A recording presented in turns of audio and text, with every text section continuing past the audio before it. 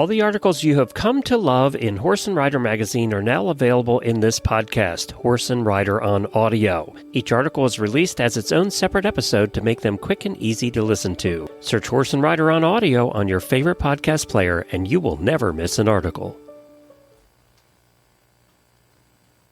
Basics of the Rundown by Ryan Rushing with Nicole Chirico.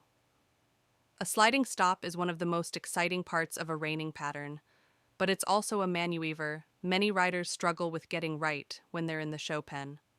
When I work with a rider who's having trouble with stopping, it's usually not the stop that's the problem, but the rundown that happens beforehand. In order to fix your stop, you need to take a few steps back and focus on making sure your horse is soft, relaxed, and responsive to your hand and leg when you're in the rundown. There are 3 phases to this drill, and you must be able to complete each step before moving on to the next one.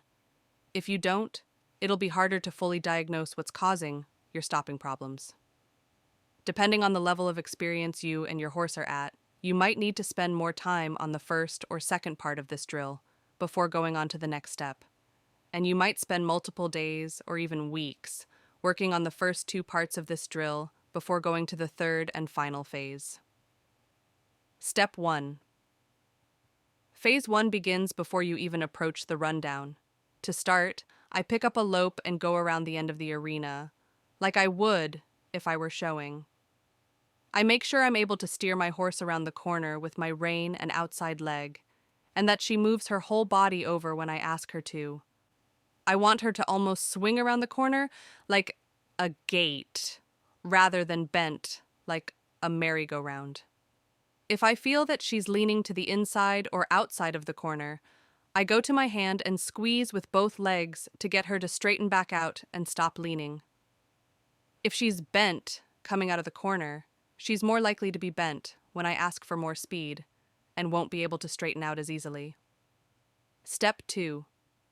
The next phase is the build of the rundown from the corner all the way to where you would pull the trigger to stop on the opposite end of the arena.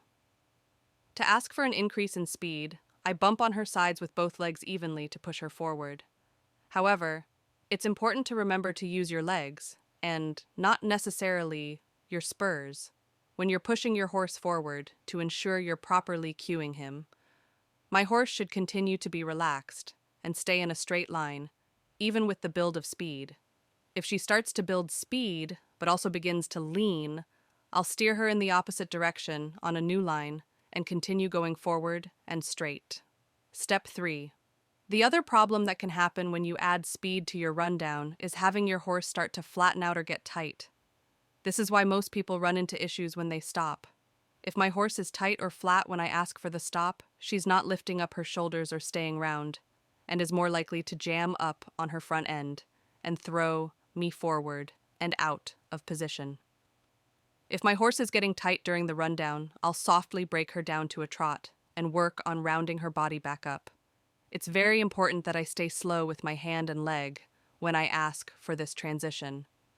If I'm too fast when I ask for the trot breakdown, I'm only going to cause her to get tense and possibly even create anxiousness. Step 4.